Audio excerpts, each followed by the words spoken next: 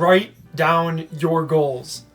This is Tip, Tools, and Tactics with Tyler. I'm Tyler Pazik, mental performance coach. Now, writing down your goals.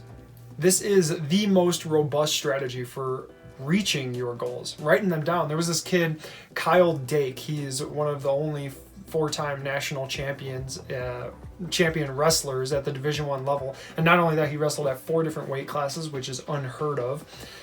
He would write down his goals every single day of being a national champion. And his mom, who was a performance psychologist, she handed him a book and told him that write down your goals every single day when you go to bed.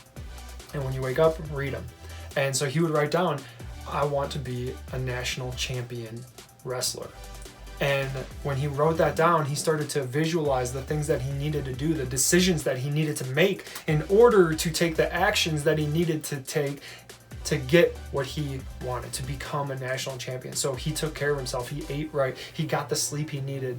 And he wound up going out there and winning and being a 4-time national champion. So write down your goals, reflect on your goals, visualize your goals in order to have success with your goals.